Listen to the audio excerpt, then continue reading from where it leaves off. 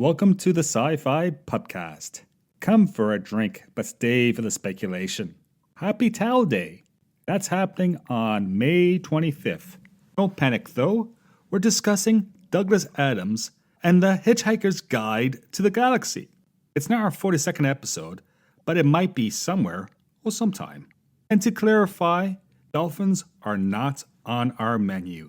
So have a pan-galactic gargle blaster or two.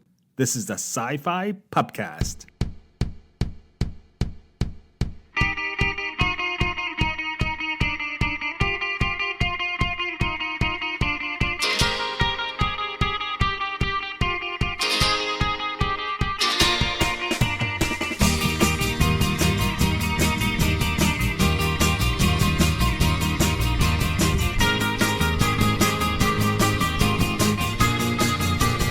Greetings. Welcome to the SciFi Pubcast, the pubcast that tries to be a pub, and perhaps someday a pub that tries to be a podcast. Let's see who's around. Yes, it's a Saturday afternoon. I'm hungover. I'm Joel. I'm the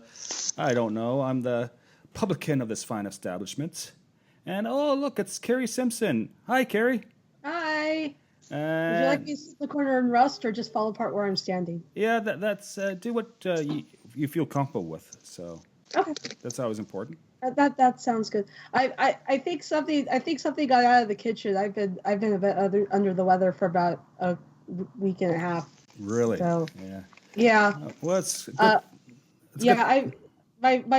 My voice has gotten to where I no longer sound like I'm at the bottom of the well, maybe just halfway down a well. So it's allowed, and I'm just happy on the West Coast, and I'm not. I mean, yes, get better soon, Carrie. Yeah. Unfortunately, I will not be channeling Mr. Prefect today. I'm sticking to tea. Yes. And if you haven't noticed yet, we're doing this episode on Douglas Adams and the Hitchhiker's Guide to the Galaxy series. Yay. Speaking of the strange... trilogy of 6 novels. Yes, speaking of strange, absurd things. Derek, you're there. Man. Hi there. How you doing? Carrie, I think you might have seen some white mice coming out of the kitchen, but I talked to them and they said that they were very clean. Well, no, the white mice I have no problems with. I'm not worried about them. I'm worried about whatever else you have going on back there. Okay. And... Well, the smell of cooking fish was just dolphin burgers. Oh, God. I'm not going to address that now because we do have a fourth person with us. One of our semi-regular hosts. It's Randall Graham. Randall, how you doing? Good. Thanks for having me. I'm really pleased to be here. Yeah, and Randall's special because, he's a fairly smart guy, just to understate things. But he's a writer of a novel called Before Life. And believe it or not, he's been referred to as, what's the thing again, Randall? The true Canuckian heir to Douglas Adams? Yeah, one of my reviewers wrote that, and I just about fell over with happiness. That was lovely. Yeah, if you ever read The Hitchhiker's Guide to the Galaxy and want something in the same vein, I definitely recommend Randall's Before Life novel, which is amazing. Well, thank you very much, Joel. Yes. It makes you have a heart of gold. I do try. Yes. As improbable as that may sound. Just drive the point home. Okay. Let's see. I'm going to... first, let's start with Carrie, because that's usually how we do things. Carrie, how has your day been so far? Not bad. It's been raining. I got some laundry done. I went to the store, restocked my supply of tea, which I am going to be guzzling for the rest of the weekend. Yeah, that's pretty much how my weekend's been going so far. Cool. And Derek, how's the kitchen doing? It's pretty good. Like I said, I'm cooking up those dolphin burgers. Don't worry, they're not going to be too chatty. It's all right. I understand that I'm giving you some holiday time, that you'd be away for the next couple of days. Yes, tomorrow I am flying to Disney World for a lovely week. Yeah, that's great. Spend some time with the mouse and send my regards, okay? It's my escape from reality more than the unreality that my normal life is. Right. Randall, anything new in your world? Exams are over, so that's lovely. I'm back to writing full time. So I spent, this is my first full day of the summer that I've spent just writing the first sequel to Before Life. So I've had a great day. Great. Most excellent. At this stage, you should break out the scotch because I'm drinking tequila. I know it comes as a shock, but I was overserved last night. And let me tell you the reason why I was overserved last night. Basically, I spent some time recently in Arizona. It's something about the weather down there. It's so temperate. You can find beauty in the desert. Yeah, I've heard it's hot. Yes, it's amazing, and needless to say, I've become a big Arizona Diamondbacks fan. So I was trying to find the baseball game on last night, all along Elgin Street in Ottawa, Ontario, Canada. Do you guys have any idea how hard is it to find a bar playing the Diamondbacks game in Canada? Yeah, it's not easy. You're asking me about ball sports, really? Yeah, I know. How long have we known each other, Joel? Oh, I thought he was talking about rattlesnakes. Oh, yes, rattlesnake. Oh, yeah. Okay. So that's kind of where my world has been recently. That, and of course, work. But it's okay. I am not going to panic. We don't have that. We don't have show notes for this show, and we only are somewhat prepared, or not at all. However, I have a towel with me, so everything will be all right. Fruity. Yes. Do you guys have towels? Very pretty.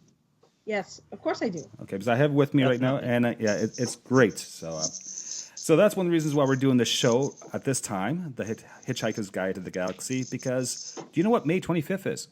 The day after my birthday. Isn't it the 40th anniversary or something? Yeah. No, actually, it's Towel Day. Oh, Towel Day. That's right. Towel Day. I know that this year is the 40th anniversary of the radio show. I think that was in March, though. Yeah, I think it originally aired in March. But yeah, the 25th. I had the date. I had the date up on my phone, and then I lost it. Yeah. So. But for the last, 5 or 6 years, there's this International Towel Day, and it's actually organized. And it's in honor, of course, of Douglas Adams, and it's put on by all his fans. And there's parties, there's get-togethers. And I found this, there's actually a website called towelday.org. So go check that out. I'm not sure where it's based. We're not related to this website, but it looks really cool. And there's also tons of things on Facebook. So May 25th, no matter if you're in school or you're at work or you're sleeping on the couch, make sure you have a towel. I know where my towel is. Excellent. I always know where my towel is. And not to mix genres, but a good friend of mine recently gave me a gift of a Starship Enterprise beach towel. Ooh, I like that. I'm very excited about that. So now you could cross fandoms with more ease. Absolutely. Yeah, I can see now. Have a Star Trek towel and drinking a nice cold galactic gargle blaster. That works. Sounds like a perfect day. Yeah, absurdity. I think Mr. Adams will love the whole absurd nature of it. So if you don't know who Douglas Adams is, well, let's try to educate you on the finer points of science fiction and philosophy and comedy. What do you guys... Douglas, he's just this guy, Yeah. Nice. Oh, God. What do you guys think of The Hitchhiker's Guide to the Galaxy? This is me asking a broad general question, the size of the galaxy itself. Oh, Who wants to go first? I love it. So 42 became the universal answer when I was in high school. We were training for academic decathlon. Most of the people on my high school ACTEC team were huge Hitchhikers fans. Because I live under a rock, I had never heard of this book, but I eventually educated myself and eventually read all 5 novels of the trilogy, plus the Zaphoid short story and the appendix. So, yeah. Wow. It is awesome. I've read it several times now. Yeah, I read it all as early teens, and I actually remember the TV series from 1981. I would have been like 7 years old, so that has not affected me at all in my life since then. So Joel, do you remember? I guess it was about 2003 in Ontario. We had a massive power outage that covered most of the province and kept us without power for like 3 or 4 days. Oh yeah, I made a ton in overtime. That bankrolled me for a long time, as I made like 3 straight days of overtime. So yeah, it was good memories. That power failure was the first time I read Hitchhiker's Guide series. Oh really? Yeah, and a friend of mine had loaned me the books, and actually a fellow in your law school classroom back in the day, Jeff Hewitt, Right. And I read all 5 of them during the power failure. And I won't say absolutely loved all 5 books. I loved a few of them. I loved the first 2 in particular. But they definitely had a massive impact on me. And as we were talking about before the recording for today's podcast started, I actually think Mostly Harmless is probably the most depressing book ever written in the English language. I just found the ending of Mostly Harmless devastating. So it's hard for me to say unabashedly that I love the entire series. It's incredibly well written. It's incredibly smart. It's a perfect example of what it's supposed to be. But that book just ripped my face off. So for that reason, I'm sort of glad that Ian Colfer came along and wrote And Another Thing. But the series will always have a special place in my heart, because that week of the power failure, when I was reading that, was also the week I was preparing to go and get married. So a lot was going on that week. Right. So you procrastinated on the marriage thing to read Hitchhiker's Guide to the Galaxy. Well, we didn't actually move the date. Okay. He Right. was just reading it instead of his vows. That's right. I didn't find the ending of Mostly Harmless quite as depressing, so much as confusing.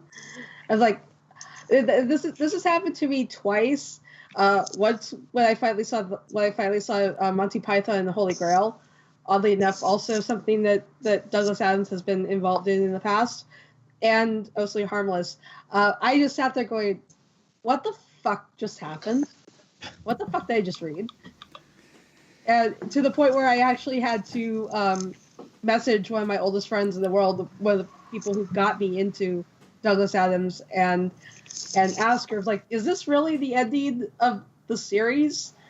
And she had to tell me yes, unfortunately. I Even I Douglas read Adams. the first 3 books obsessively as a kid. I remember, I think the first time I ever read them was the time when I was stuck up visiting my grandparents, and I would just kind of like hide in my room and read books to avoid having to be around them. And so did Randall, actually, by the sounds of it. So Yeah, I was terrified of Derek's grandparents. they were well, my grandfather was mean. But yeah, I remember absolutely loving the first 3 and reading them over and over again. And I remember really not liking 4 or 5, just finding them slow and depressing and nothing like the original trilogy. So I actually don't even remember 4 and 5 well at all, because I haven't read them since I was a kid. But I loved the first 3 and the sense of whimsy and adventure. And then I remember 4 and 5 just being very depressing, because I believe Douglas Adams was going through a divorce at the time that he wrote 4 and possibly 5. right. Well, they were stylistically a complete departure from the first 3. I mean, Yeah. number 4, So Long and Thanks for All the Fish, is essentially a romance novel. Yes. And that's quite a departure from the first 3. And then number 5 is just bleak as all get out. And they're not a whole lot like the first 3. And it's interesting to read interviews with Douglas Adams from those times, saying that he was going through some really rough patches in his life, and that was reflected in his art. So I find that really interesting. Yes. Well, wasn't he just kind of disillusioned with the whole Hitchhiker fandom in general at the time he wrote Mostly Harmless? I don't know exactly what was going on. I remember someone telling me that, but I could be wrong. Yeah, I'm not aware of that. Yeah. So just to go over the different novels for anyone who doesn't know. So you got Hitchhiker's Guide to the Galaxy from 1979. Then you have The Restaurant at the End of the Universe, 1980. You have The Life of the Universe and Everything from 1982. So Long and Thanks for All the Fish in 1984. Mostly Harmless in 1992. And Another Thing in 2009. And Douglas Adams passed away in 2005, I think. Let me double check that. Oh, yeah, it was right when the movie came out. I think he died just before the movie released. Oh, I'm sorry, 2001. Yes. 2001 is what's... Never mind. but actually, I just rewatched the movie from 2005. It's not bad, but I didn't hate it. I like it. Yeah. The movie kept me sane when I got fired from my old job. I watched that 2 or 3 times in the week that I lost my job, and that kind of just helped me, follow the advice of the back of the guide and not panic. I mean, it definitely, especially in the second act, it had some drastic changes from the books. But I think, for the most part, the changes that they made were necessary to be an actual movie. Because if you objectively look at the first book, it doesn't really follow a coherent plot line, and the characters don't have arcs, and it just kind of ends abruptly out of nowhere. So the movie is a much more coherent story. So I think they did the things that they had to do, and the production designs are amazing. That movie looks like it cost $100 million, and the Vogons in particular, those are some of the most amazing puppets I've ever seen to this day. They look so real, and they're so big and expressive. They're amazing. I thought they were really well done, the Vogons in particular. Yeah, the Vogons were perfection in the movie. Well, and obviously this came out well before the movie, but if you get the radio shows off of iTunes, I think it's after the second one that they're at the end of the second one. There's an interview with Douglas Adams, and he talks about how Hitchhikers is such a verbal medium, requires such a verbal medium that it didn't really translate well when they brought it over for television. So, it's kind of extend that towards what they were trying to do with the movie. And yeah, what they did for the movie works for a visual medium. Maybe that wouldn't have worked so well on the page. Yeah, I loved the TV miniseries from the 80s as well. I mean, it looked super cheap, like a Doctor Who show, but it was a lot of fun. Oh, by the way, I was watching the documentary that's attached to the DVD of this 2005 version, and it's the Jim Henson Company did the Muppets. They did the Vogons and all that. Which explains a lot. Yeah, and it's 2005. Like I said, I just rewatched it. The CGI is kind of funky. Personally, when I think of Douglas Adams, I think of his literary works. So I think of the books. Or the radio plays, of course, but movies. It's not. I don't think it's translated well. That type of humor. Well, yeah, that's what Douglas had said in that interview, is that Hitchhikers is really really so verbal. A lot of the humor is so verbal that visual translating the jokes into something that would work visually didn't really work so well. Yeah. What did you think of the way they handled Zaphod's two heads in the movie? Yeah, that was dumb. That was weird. Thing. I mean, I understand kind of why they did it, but yeah, I missed after a while. I missed the two heads. Yeah, then again, in the TV version, he just has this awful paper mache head that just sits there lifelessly. That's horrible. So it's like, which one is the better choice? Yeah, I mean, had they made the movie this year, there would have been a lot of CGI involved, and I think it would look much better. Yeah, right. I'm of two minds. So nice. Or did you just split your mind between the two heads? Yeah. As Zaphod did. Yeah, exactly. And what about the third arm? Like, who doesn't need a third arm? Yeah. Yeah. For slapping. Absolutely. So. I need at least a third arm, maybe a fourth one sometimes. I have so much stuff I'm carrying around. Right. I'm content with two, otherwise none of my shirts would fit. That's true. I would have to get all new clothes, and I can't afford that right now. Yeah. Well, you just have the third arm coming out of the buttonhole. You just leave a button. I have a Hitchhiker's Guide question for everyone. Yes. Favorite secondary characters? Marvin. Definitely Marvin. I like Wowbagger. Trillian, just because I have a thing for her. Oh, fair enough. But Wowbagger, the infinitely prolonged. Like, I love the idea of immortality. And then to have an alien who just wants to go around and insult everyone in the universe in alphabetical order. Oh, yes, I remember him. Yeah. Yeah, he's fantastic. Yeah. Yes. And the other one I love is I guess these are more tertiary characters even, is Agrajag. That's the entity who keeps getting killed by Arthur Dent. And he in the tertiary radio show, he's played by Douglas Adams. That's fantastic. Yeah, and he keeps dying and reincarnating. Yes. And it turns out that our first introduction to him, we didn't even realize he was the bowl of petunias that was falling from the sky with the whale. Right. Yeah. Yes. Oh. And the bowl of petunias thought, not again. And then only like 3 books later, we learned that was Agrajag, once again being killed by Arthur Dent. Yeah, that joke was a long time in running. That was a very good build. God, I love these jokes. Actually, my other favorite secondary character is Slarty Bartfast. I was just about to say that. Yeah. Especially the way Bill Nighy played him. That was just awesome. I love Bill Nighy in anything. So yeah, he was terrific. Yeah. And Yeah. I don't recall the details, but I seem to recall Douglas Adams once giving an interview, and he was asked about Slarty Bartfast's name.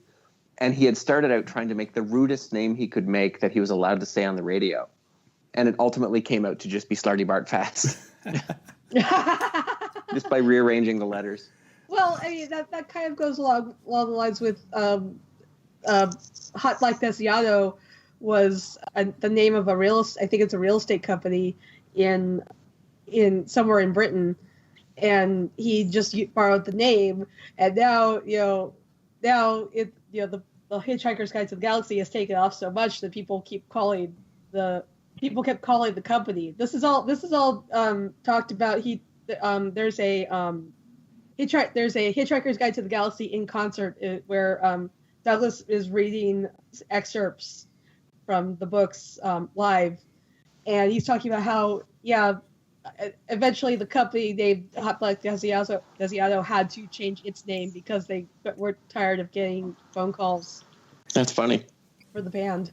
Oh, wow. Yeah. I'm just looking at the series. Let me ask you this, guys. Do you think Douglas Adams had a point to make while making comedy? Because I just watched the movie again. I just read the books. This whole idea of, what's more important, knowledge and knowing or happiness? I think that kind of was the economy of the ideas he was kind of playing around. I think his perspective shifted massively over the course of writing the books. I mean, some of this is not original thought by me. It's reasonably well documented that when he was first writing Hitchhiker's Guide, he was deeply skeptical about technological change and the capacity of humans to keep up with it, and being too reliant on computers. And then by the time I think it was the 3rd book came around, he had come around with his views on technology and was suddenly this massive early adopter of technology. Quite famously, he bought 2 of the first 3 Apple Macintoshes sold in England. The other one went to Stephen Fry, who was close friends with Douglas Adams. And so he became this giant tech nerd. And early fans of Hitchhiker's Guide felt like he'd betrayed them all by becoming this adherent of technology suddenly. So, yeah, his own philosophy of where the world was, what was good in the world, and what was bad in the world, that changed radically. But whatever philosophical lens he was looking through at the time is deeply embedded in each of the Hitchhiker's Guide's book, which is why they changed so radically as his life circumstances changed, at least in my view. That makes a whole lot of sense. I know Neil Gaiman wrote an autobiography of Douglas and the Hitchhiker's Guide to the Galaxy, and it talks a lot about this. It's a really good read if you can pick it up. And he added in afterwards, after Douglas died and after the movie came out, and saying, the only tragedy about the movie is that Douglas wasn't around to see it, because Douglas basically translated the movie or Hitchhiker's Guide to every medium known to man, basically, throughout his life. The only thing he hadn't managed was a movie by the time he died.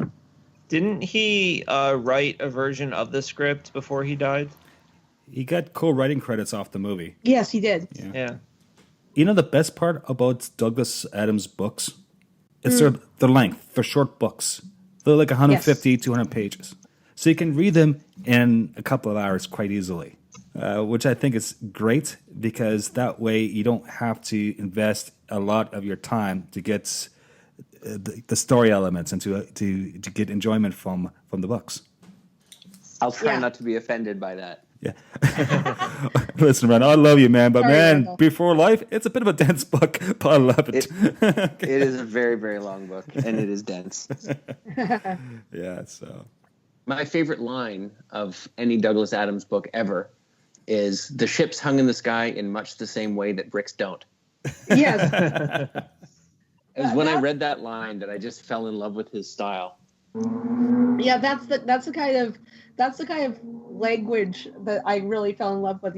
Is talk about how Arthur, as soon as Arthur's face stopped working out, he finally could figure out what to say to Ford and stuff like that.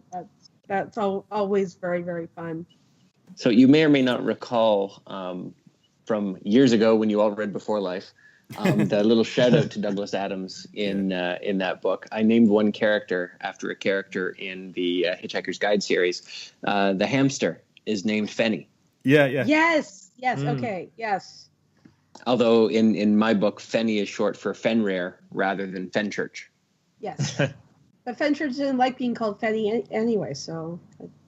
And the hamster's views remain unclear. Yeah, exactly.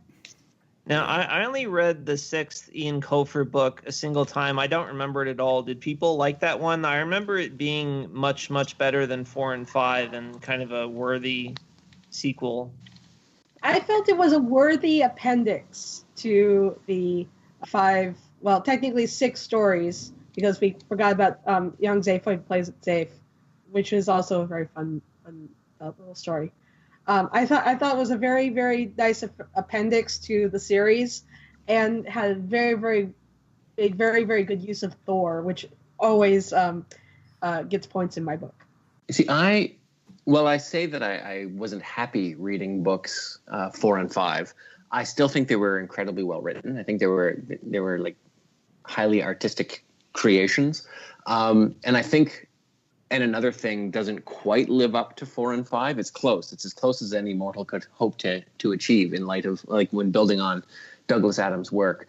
But I didn't enjoy it quite as much in terms of just as a literary experience. It was certainly a happier book than 4 and 5, and so I liked that about it. And I liked the fact that it leaned heavily on Wowbagger, which again, he's one of my favorite characters. But I missed Douglas Adams, and that may have been a subconscious thing, just because I was aware that he hadn't written it, that I was aware of missing Douglas Adams' use of language and another thing. Yeah, Ian Colfer got close, but I mean, that Douglas is one of those writing styles you just can't duplicate. That being said, there are aspects of the Hitchhiker's Guide books that I just didn't like at all. I don't know if other people have this experience, but there are plot elements that I'm like, you know what, I think this book would be so much better if Arthur never learned how to fly, for example.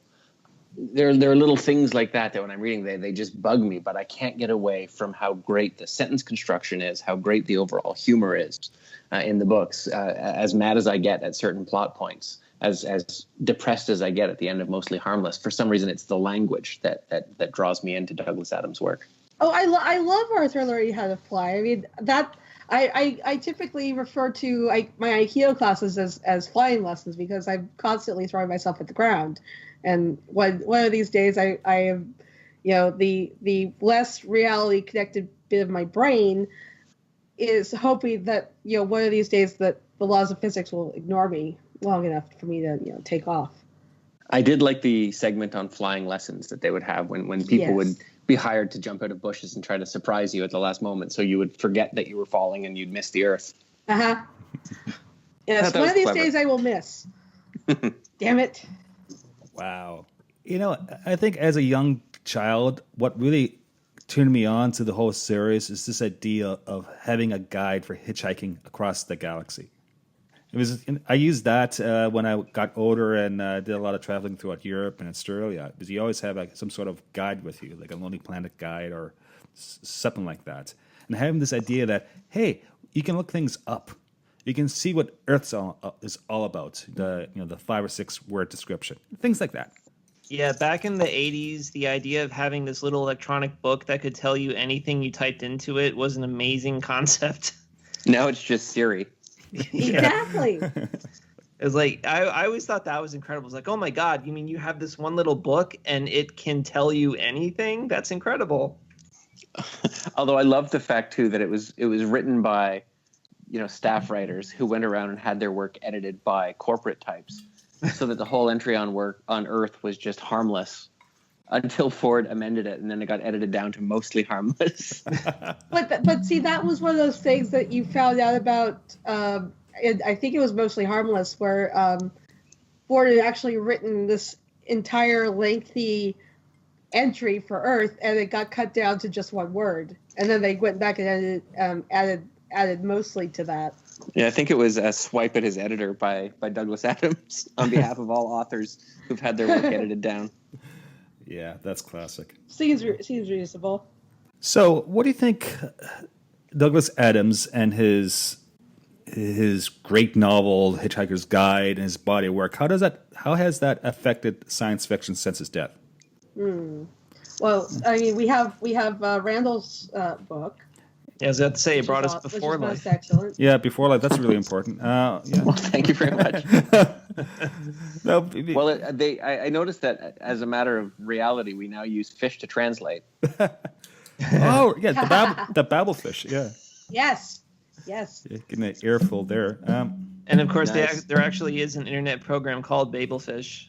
Mhm. Yes, there is. Do you pronounce it Babel or Babel? I've always said Babel. I always said babble because you're babbling. Interesting. the Tower. I don't remember how they say it in the movie. I don't remember think they named them in the movie. I thought they did. There's a whole They did. section. There's an They entry did. read by They- Stephen Fry from the book. Yeah, Yeah, you must be right. They named it in the movie. They named it in the radio show, and they named it in the TV series. I just don't remember what they called it. And I'm fortunate enough. I was fortunate enough back in the 90s when I still had the budget for it to pick up CDs of the series as read by Douglas Adams, and I don't even remember how he pronounced it at the moment. Speaking of pronunciation, for some reason I always pronounced it Zaphoid, but it's really Zaphod, right? I've always said Zaphod. Zaphod. See, I don't know. I know it doesn't match the letters, but I always just said Zaphoid for some reason. It's a British pronunciation because they No, that would pronounce be it- Zedfod. Zaphod. It's funny when you learn a word or a name by reading and not by hearing. I had Yeah. an adult friend who went through years of her life referring to Hermione as Hermione. Oh, that's If great. I had not seen the first Harry Potter movie before I read the books, I probably would have been about the same. I never listened to the original radio play, but is it very different from the book story? There are slight variations. It is the original. It is the original version of the story. Right. The first few sections of it are, and then later the novels outpaced the radio show. But stuff happens. Largely, the main plot points are the same. The small details do differ a lot, and the order in which things happen differs a lot. Yeah. Where And- does the radio play stop story wise? Oh, it finishes all five books, and it's actually the quintessence, the fifth series actually improves upon the ending of Mostly Harmless. It kind of it does this kind of Clue-like ending where it's like, well, this could have happened, and this could have happened, and this could have happened, but ultimately this is what happened. It's actually a much happier story than ending than the original. Yeah, so the first couple of novels, Hitchhiker's Guide and Restaurant at the End of the Universe, those came well before the first radio plays, rather, came well before the novelization of those stories. And then later, by the time you get to Mostly Harmless, the book Mostly Harmless came out in 92. The radio version, the quintessential phase, didn't come out till 2005. So you start with radio getting turned into novel, and you end with novel getting turned into radio. So it's very messy. And even Douglas Adams said he didn't know which parts were official and which weren't. They're all official. Everything is official. Everything's canon. Everything is canon. And then the TV show, as I recall, it ends in the middle of book 2. They go to the restaurant. Do they get to the planet with the stupid reject people? They never got to a planet with the stupid reject people. They were on the reject people were on a ship that was bound for Earth Okay. in prehistoric But they made times. they made it to the planet though. The Golgafrinchians. Okay. I don't they- remember. Yeah, that's and- right. The Golgafrinchians crashed on prehistoric Earth, and they actually, unbeknownst to the mice who were doing the using Earth as a computer program, they actually evolved instead of proto-humans, and so Earth was no longer ever going to be able to generate the question that led to 42. because the wrong beings evolved there. It ended up being all of these bureaucrats and idiots instead of Homo sapiens who were supposed to evolve there. Now that begs the question, though: did Arthur actually evolve from the Golgafrinchans, or did he evolve from the original inhabitants of Earth? That was never made clear. Yeah, that we shall never know. But I mean, they did kind of find the question. It was what do you get when you multiply 6 times 9, wasn't it? Yeah, but the answer to that is not 42. True, but I remember seeing something on the internet a long time ago, and of course everything you can believe everything you read on the internet, but the answer is actually 42 if you're using base 13. Yeah, because no one would ever make a joke in base 13, and of course since I'm not a math person, that part just goes completely over my head. But if I recall correctly, after Arthur pulled those Scrabble letters out and got what you get if you multiply 6 by 9, sometime after that, a Neanderthal on prehistoric Earth comes out and utters something related to 42. And I think the hint is that it was supposed to be those Neanderthals who would have evolved and become modern humans and generated or helped the planet generate the question that led to the answer to life, the universe, and everything. Whereas instead they got replaced by these asinine Golgafrinchans who were obsessed with bureaucracy. And, well, they were the bureaucrats. Yeah. Yeah. So. And so they fouled everything up, as bureaucrats tend to do. Yes, but as we all remember what happened to the planet that the bureaucrats left. Apparently, the entire society collapsed because they had gotten rid of all the bureaucrats. That's right. Wow. There are lots of depressing threads weaving all the way through this comedy in Hitchhiker's Guide series, including God's final message to creation. Yes, we apologize for the inconvenience. That's right. Like that is the best final message I could ever have come up with.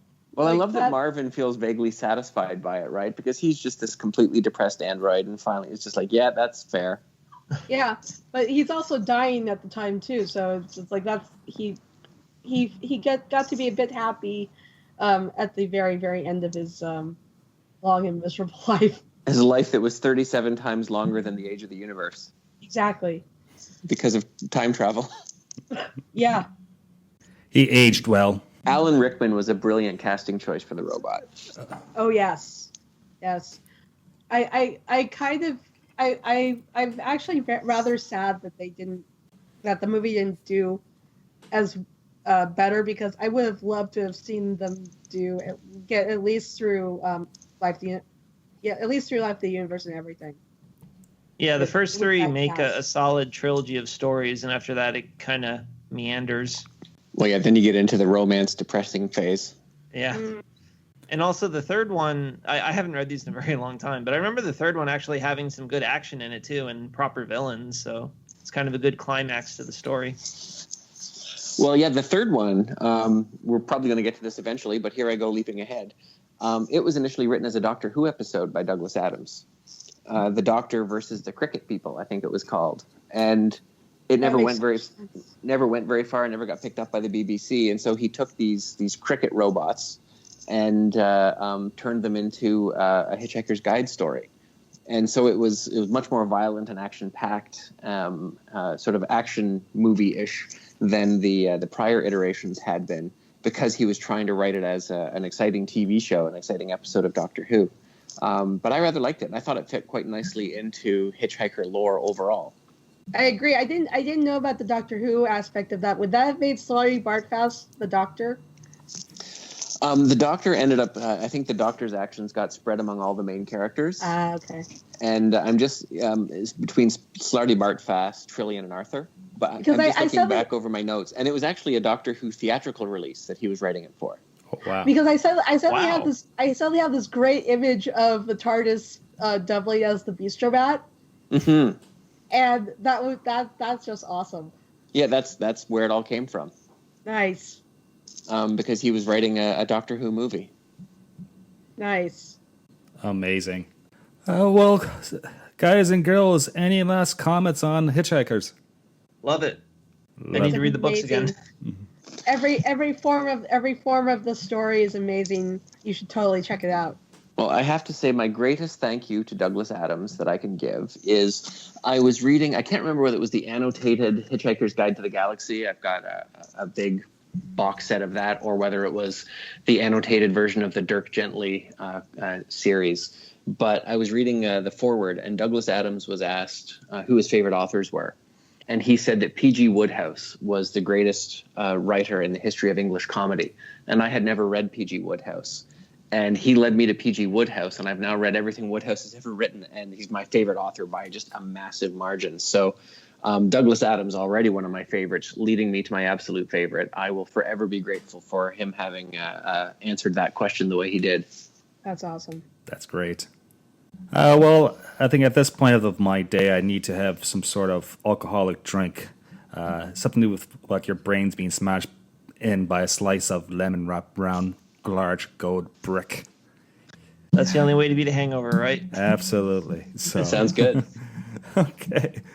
Well, No, my voice is sliding back down the well, so so you have one of those for me, okay, Joel? oh, I certainly will.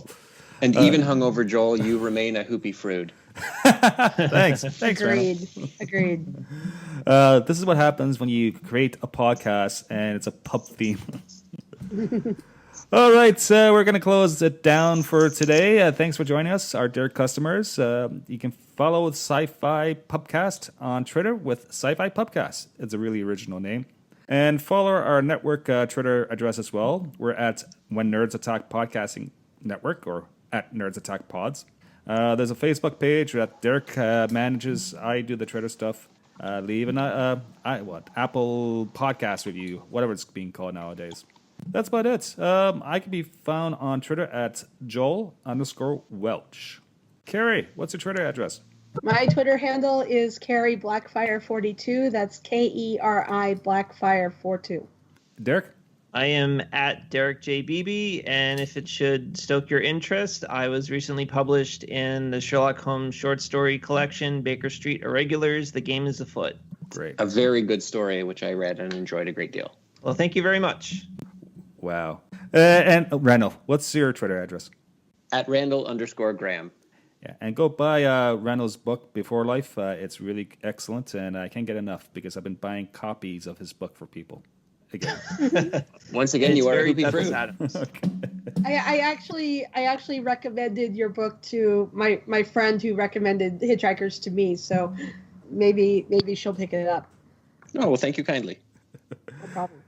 Okay, guys, it's closing time. Please make it home. We'll see you next time. Bye now. Bye, everybody. Bye. Bye. Music provided courtesy of Logan Rathbone. Podcast logo by Drew M. Copyrighted Joe Welch. Listen responsibly.